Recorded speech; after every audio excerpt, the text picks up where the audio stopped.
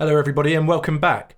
This is the sixth and penultimate episode in the webinar series, What is Experiential Retail? Today, we're going to focus on the entertain experience. Okay, so I can see a few people still signing in. So why don't we introduce ourselves as everyone comes online, Al. I'm Ian Johnson, founder of retail experience consultancy QUININE. We work with leading product and service brands all over the world, helping them transform their existing or create new store formats. And I'm Alex Whitlow, a senior design director here at QUININE. Now, why are we here? Well, we see many people looking towards experiential retail as the answer to today's changing and challenging retail landscape. But the problem we encounter is that many people don't actually know what experiential retail is. It is a term that is difficult to discuss, to define, and to quantify. Yeah, there's really no common definition that enables the retail industry to understand what we're all talking about, what we all mean when we say experiential retail. We must agree on some common language so we can have that discussion. And so this series focuses on the retail experience framework that we use here at QUININE. This is a tool that we've created to help discuss and define retail experiences.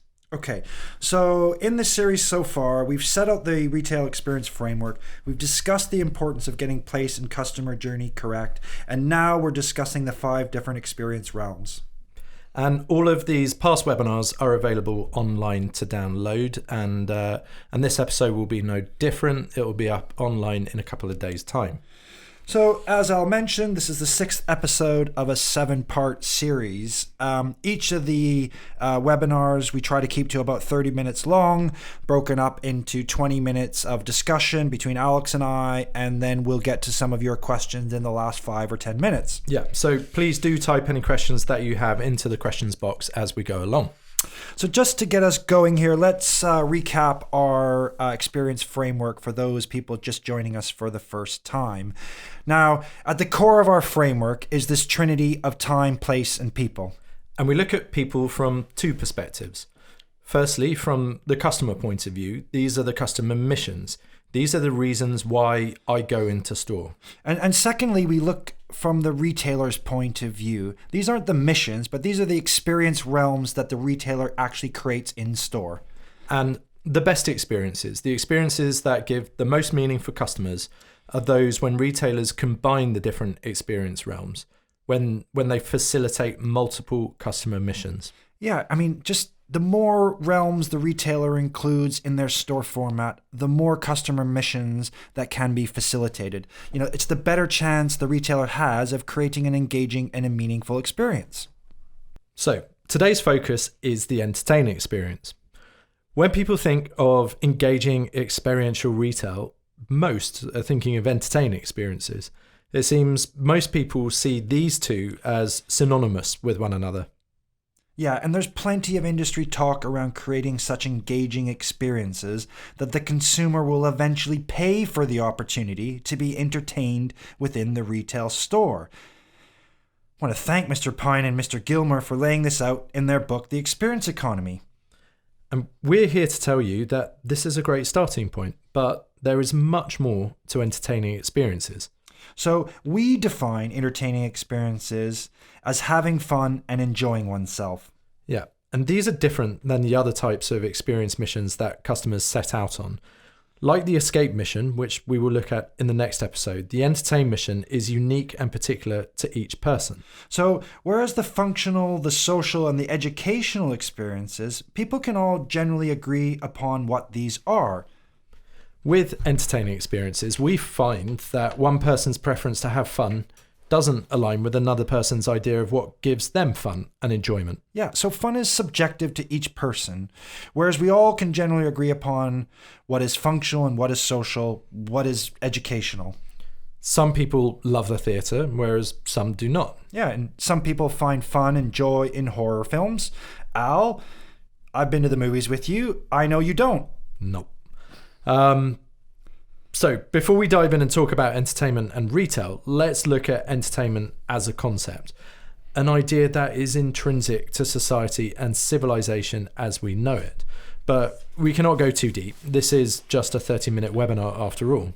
So let's just skim the surface here, Al. So learning through achievement is part of Maslow's hierarchy of needs, as is functional and social. Now, mammals use play and fun, A derivative of entertain. as a way to facilitate their learning. Yeah, and humans are no different. Forms of entertain are used as a catalyst to facilitate other human needs.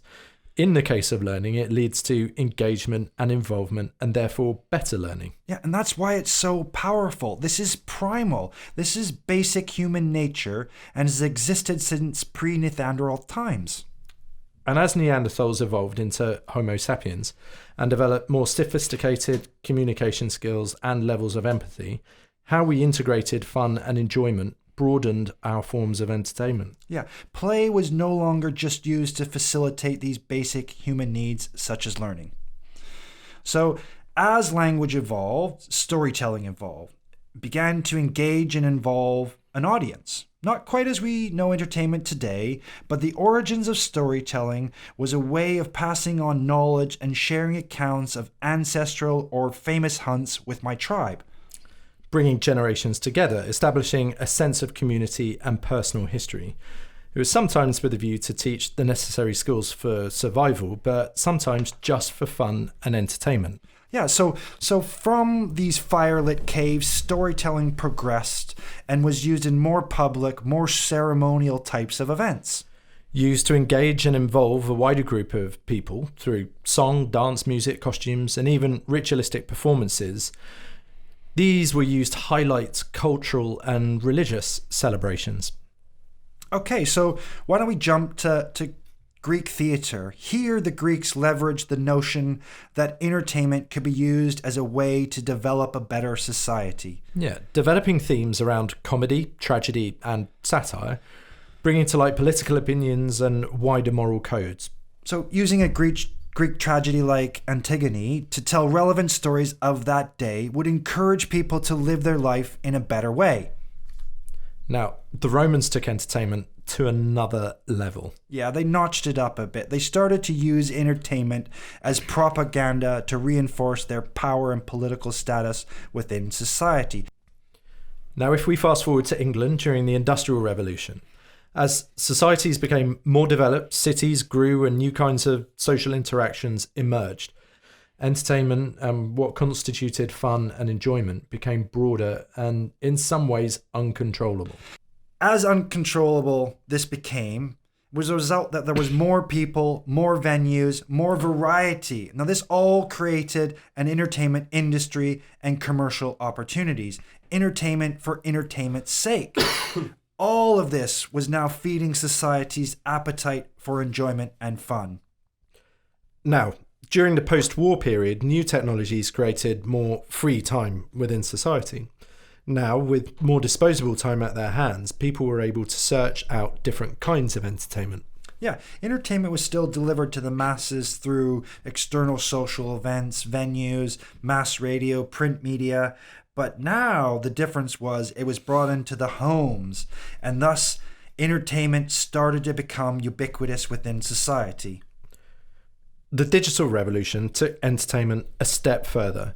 No longer tied to the local vicinity, entertainment now had a global audience. It was wider, broader, and deeper. So today we can explore, Mexican folk music from a specific region in Mexico. The entertainment tap has been turned on, and it's filling society's thirst for fun and enjoyment. This thirst has actually reaching epidemic proportions. And with the mobile revolution in full flight, that global audience now has access to a huge variety of entertainment anywhere they want, wherever they want. Okay, so where does that leave us today? What is entertainment's role within society today? Well, globalization has made entertainment ubiquitous, like we've said. Our expectations are high. They're sky high. Not only do I expect to access whatever entertainment I want when I want, the expectation of quality is driving increasingly more sophisticated technologies and techniques.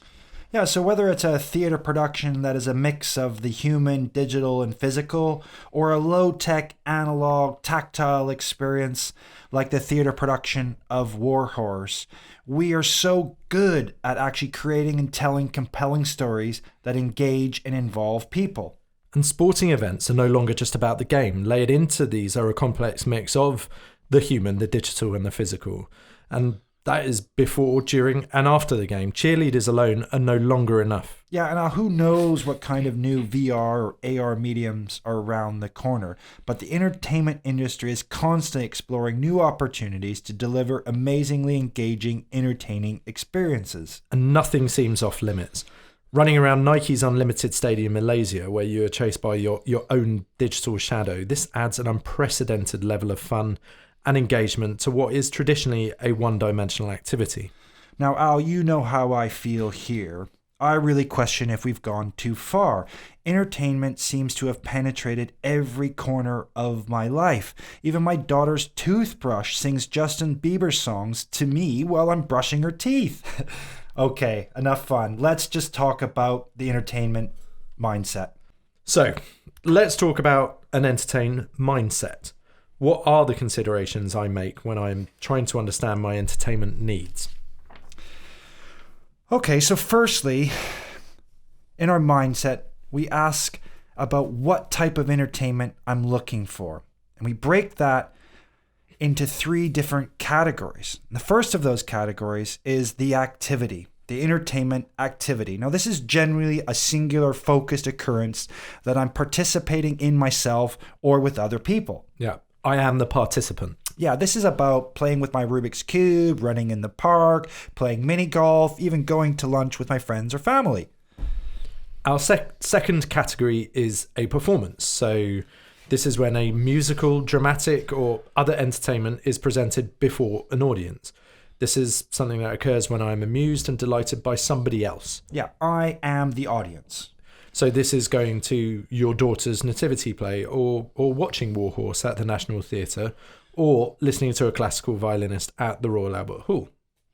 Okay, the third category is the event. Now, event can be filled with activities and performances. It's something that occurs in a certain place during a particular interval of time. It's scheduled.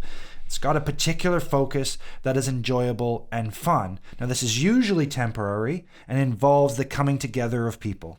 So I'm either the participant or the audience, and sometimes I can be both. Yeah, and becoming both is really increasing. We're seeing a lot more of that. And, this is about attending Comic-Con. This is about watching or even running in the London Marathon. It's about attending Glastonbury's music festival. Yeah, which is filled with hundreds of different activities and performances. So, as you can imagine, given how broadly entertainment transcends our society, to actually categorize it is not a straightforward task. And whilst these 3 types can often overlap and share characteristics, they do give us a useful starting point when we're trying to understand the entertain experience. So with our entertain mindset, of course, we're going to consider time. We might actually ask ourselves when we want to have this experience or how long we want the experience to last. Yeah, and we will also want to understand how. How do I want to be entertained? To what level do I want to participate? So here we're going to introduce to you another one of our spectrums. This is the participation spectrum, and it aims to understand and quantify the level of engagement one has in an activity, performance, or event. So at one end, I am passively engaged. Here, I'm not involved directly in the activity, but rather just consuming, absorbing, and digesting the event, performance, or activity. Yeah, I'm not visibly responsive, or I'm not the active participant. Now, at the other end of the spectrum, this is where we have active engagement. Here, I'm involved. I can affect the outcome. I'm actively engaged in the event, performance, or activity. And then in between passive and active, we see a sliding scale of participation that shifts from light touches to full-scale involvement.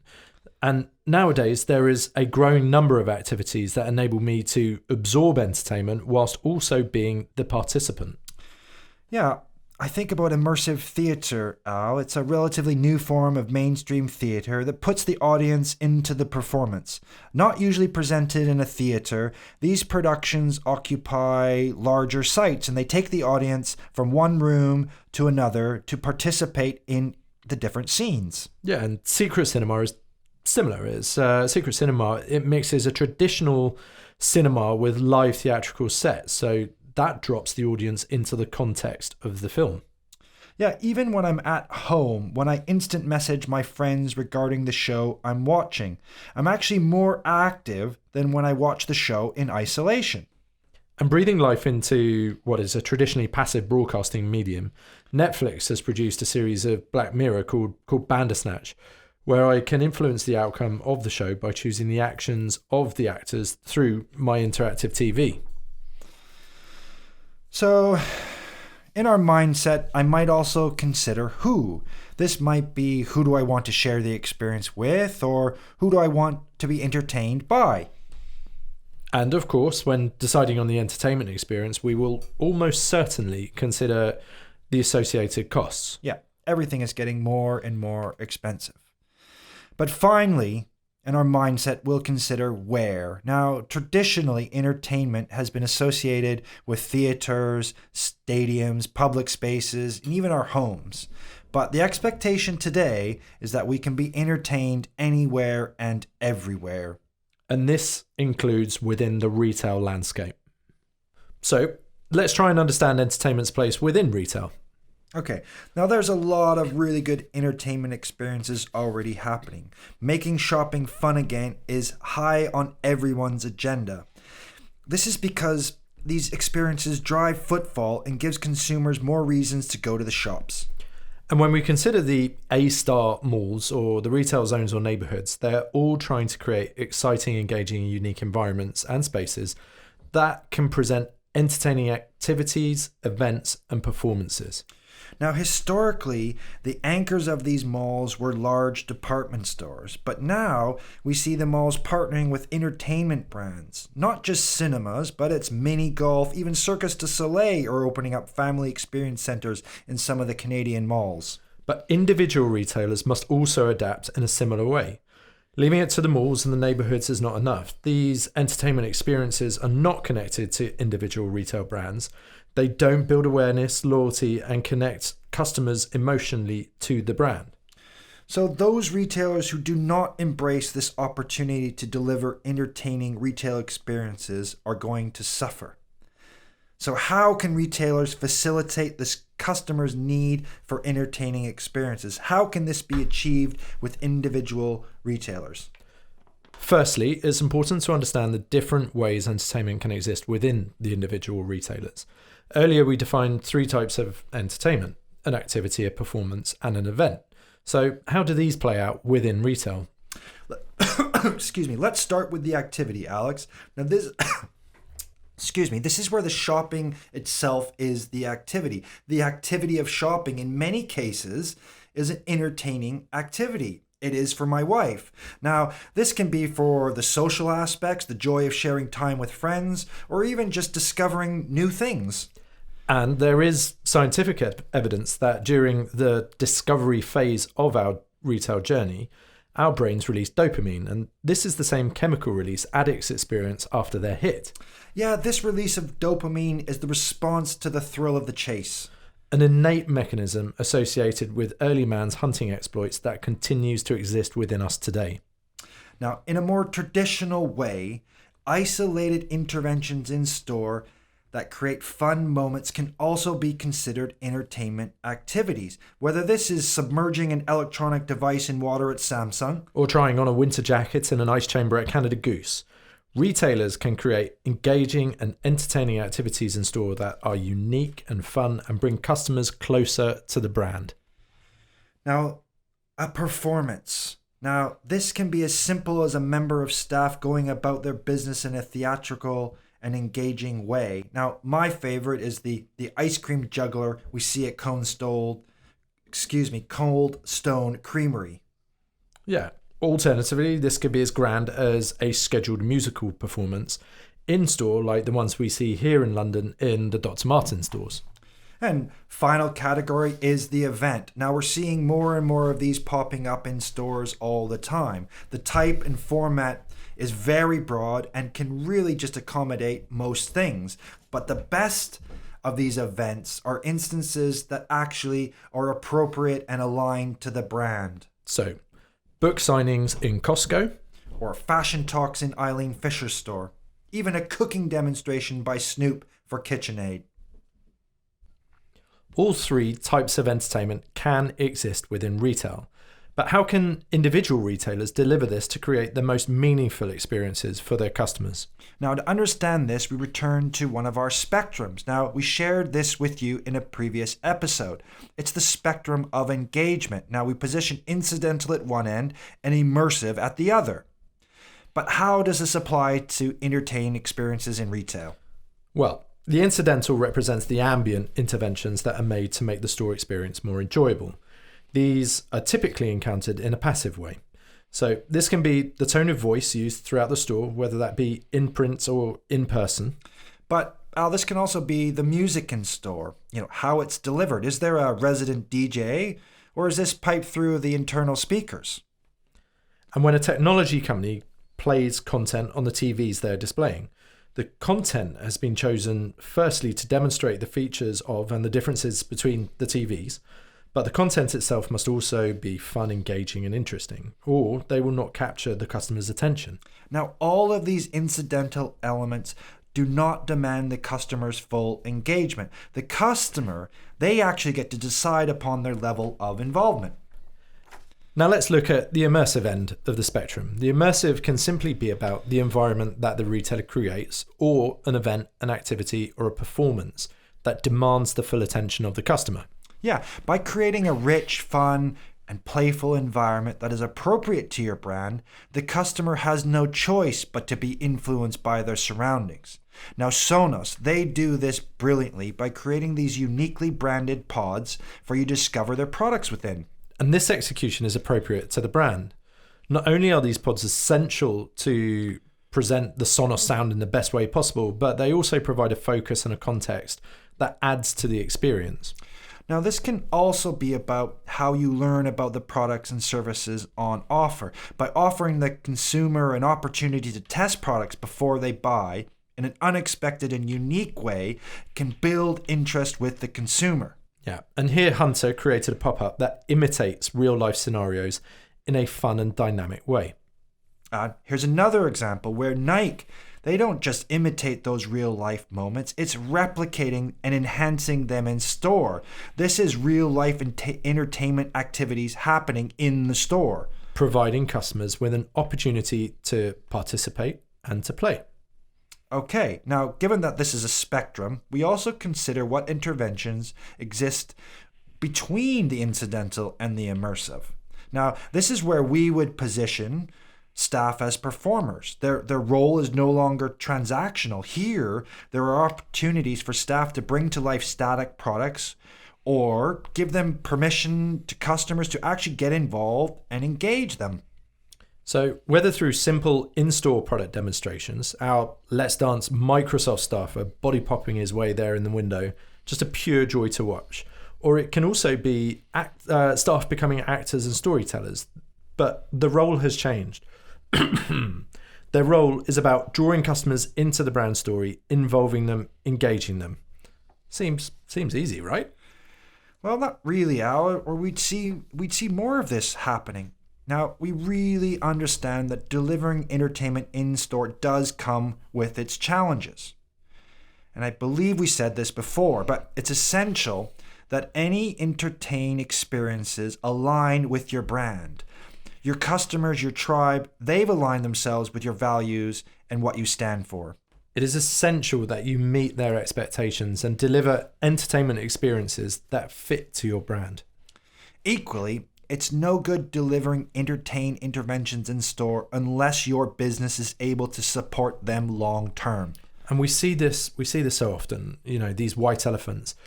Great entertainment ideas die because the right OPEX wasn't in place to support that experience. Only complete devoted commitment is acceptable.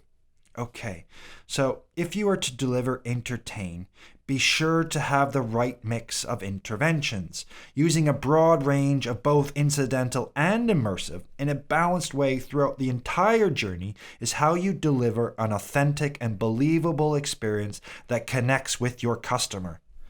Now, as a rule, balloons in retail spell trouble. Balloons themselves, on their own, they're not entertaining. Don't balloons indicate there's a party? Yeah, but if there is no party to accompany those balloons, then the customer, well, they're just going to be left confused and underwhelmed. So are these guys actually, are they celebrating the queue? What a celebration that must be.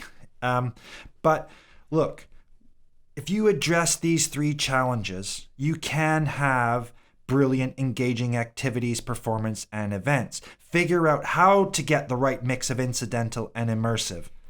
And get the long-term support for these activities from the business. And make sure whatever you do is appropriate and aligns to your brand.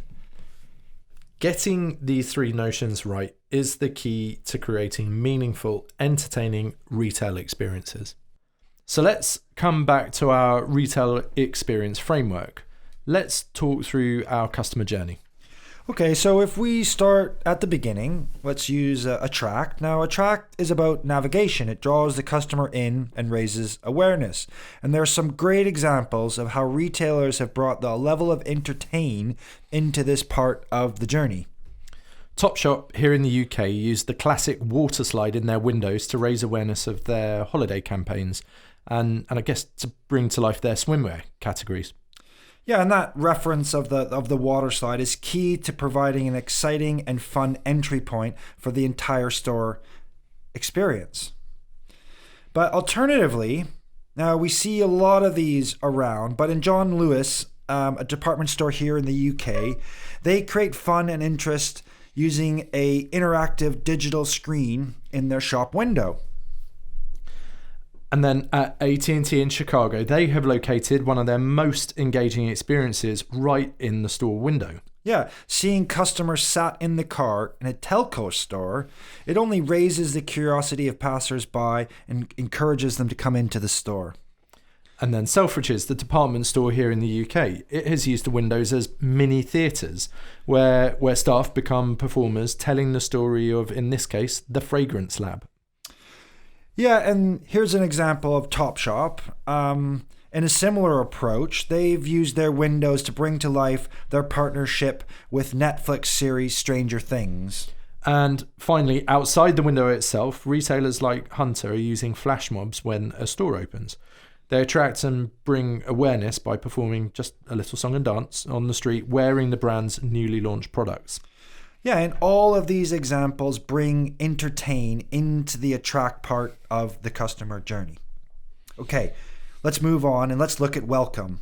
Now, this is not the first time we've made reference to the Apple Store opening days when staff theatrically welcome customers into the store, but this welcome is very much a human part of the Apple journey, and they do it so well.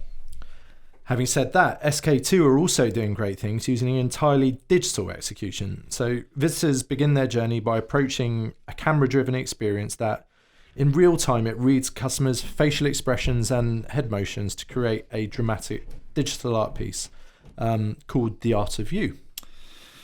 But an entertaining and dramatic welcome can also come down to the architecture. Now, the entrance at the Adidas flagship store in New York, it imitates the players' tunnel at a sports stadium.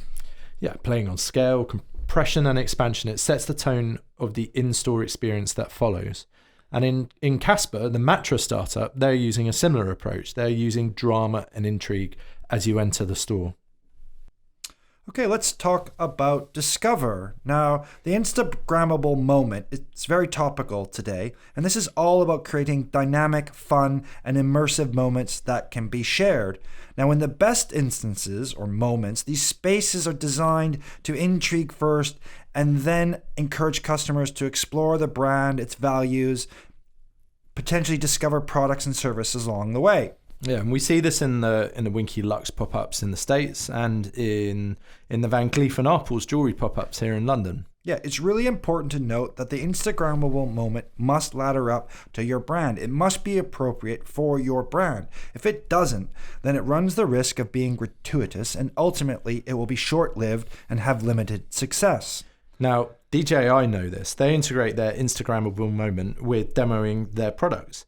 In their pop-up store, they invite customers, kids and adults, to lie down and have their photo taken by a drone flying above. Now, beyond the Instagrammable moment, simply getting customers to feel, touch, interact with a brand's products and services in a form of a game or a competition presents an amazing opportunity to build deeper connections with the customer. The Little Bit store is driven by innovation and play. It translates the intimate experience of creating and learning with the Little Bits products into a larger scale collective experience.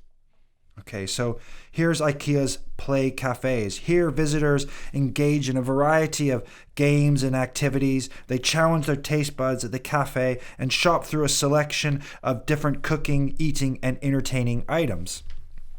Next up, Select. Like Educate, entertain opportunities probably sit more comfortably either side of this stage of the journey in Discover and Consult. But nonetheless, there are still some great examples of entertaining Select. Okay, so the Nike ID Studio. Now, Nike's been doing this for a while. They allow customers to create and personalize their selection one step at a time. Their choice of model, color, material. We're all able to customize our dream Nike shoe. Now, choosing your meal from a menu is no longer enough. Japanese restaurant Zao in New York's Chelsea requires customers to get involved on a much deeper, more personal level. Here, customers fish for their dinner. Yeah, each time someone hooks a fish, it calls for some type of commemoration. Staff cheer, applaud, even beat large Japanese drums. Now, taking product selection to yet an even deeper level, in this pop-up, Japanese retailer Uniqlo analyzes customer brain patterns to understand their mood and subsequently curate a selection of appropriate t-shirt designs to choose from. Okay, so in our final example, Iceland, the supermarket here in the UK, they turned one of their shops into an ice rink. Now, we're not actually sure if this is more experiential marketing than experiential retail, but we really like this. I mean, did Iceland really open this store, or was it just something they posted on social media? Anyway, what a great way to bring fun into selecting your groceries. Moving on to Consult. Another opportunity in the journey to deliver really powerful human interactions. Okay, so this is American Girl store. Now, once I've made my selection, I'm shown by the experts how to maintain and look after my doll in the doll salon. Yeah, mini theatrical sets create context, a stage for staff experts to perform and tell fun and interactive stories. So here at the Starbucks roastery in Milan, the barista's remit goes way beyond the simple making of coffee and transacting. They're now performers telling stories around products and process. The staff must deliver a blend of educate, entertain to the customer. Now, rather than just walk up and down an aisle, the Allbirds store uses a simplified and stylized treadmill to encourage people to try the shoes before they buy. And from here, staff can consult on options based upon the customer's feedback. Yeah, and the physical form of this treadmill, well, I think it's really crucial, and it's helping to create something that is fun, interesting, and accessible. Now, in many sports retailers, you can now undergo a review of your foot type, your running technique, and ultimately your shoe needs. And Asics take this one step further in their London flagship. Targeting running enthusiasts, they offer a full body analysis in their running lab.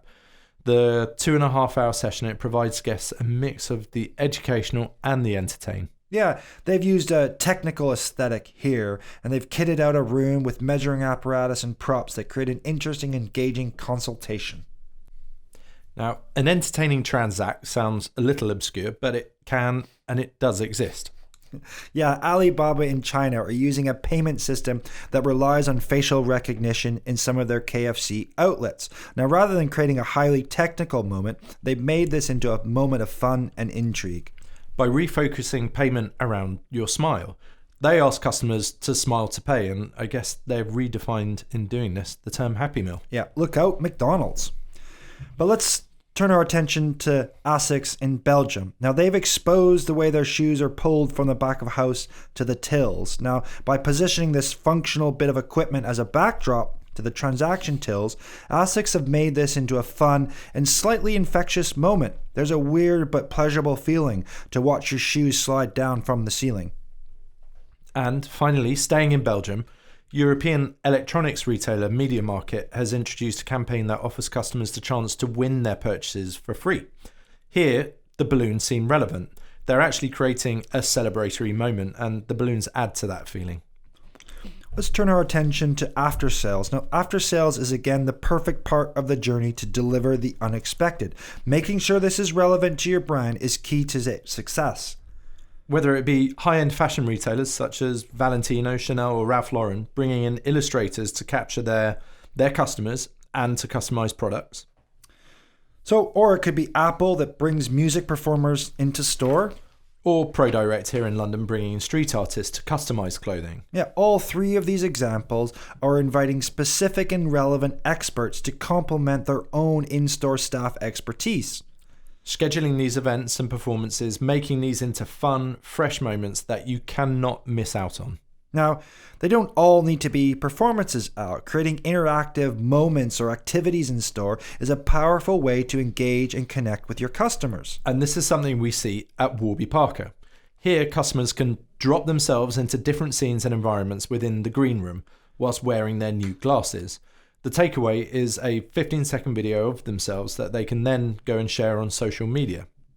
Yeah, another activity, and we see a few of these in sporting clothing stores, but North Face here provide a wall in store to actually do climbing on.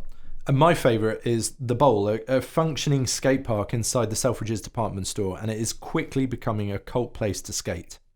And of course, the experience I wish I had when I was a little kid is this racetrack they've set up in Hamleys in Moscow. And the last stage of the journey is goodbye. Now, this is ultimately another opportunity for brilliant face-to-face interactions. And as we know from the Pecan bias, the end is one of two moments in an experience that we remember the most. So it's essential that this is done well. Now, we've tried really hard throughout this series not to use work we have completed here at QUININE. But when looking at the entertaining goodbye, we see few brands and retailers that have actually taken advantage of this opportunity to innovate. The work we did for telecommunications brand Orange, alongside our digital partners at Poke, was maybe the best example we could find. To activate the goodbye in a fun and entertaining way, we used motion sensors to trigger the big screens at the front of the store. So once these screens were activated by the customer leaving, a big Mexican wave would show up and wish them out of the store. Now, the Mexican wave was made up of video clips of the customers actually in store, but this was an amazingly simple but incredibly impactful execution. Just to see the smiles on the customer's face was well worth the effort.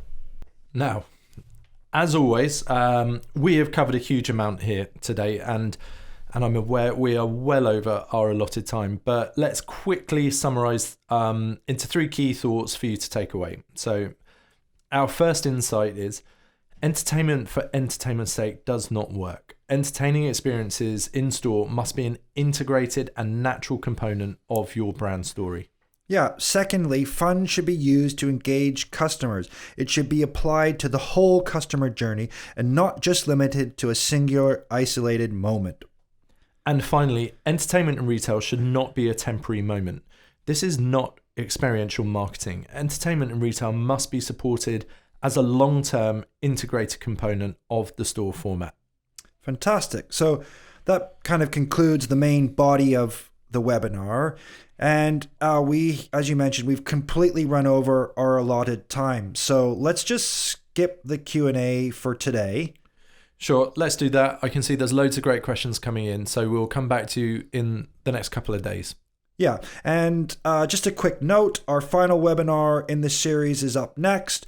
We're going to explore the escapist retail experience. Great. So I think for today, that's all from us. Thank you very much for joining, and we'll see you next time. Yep, thanks for listening.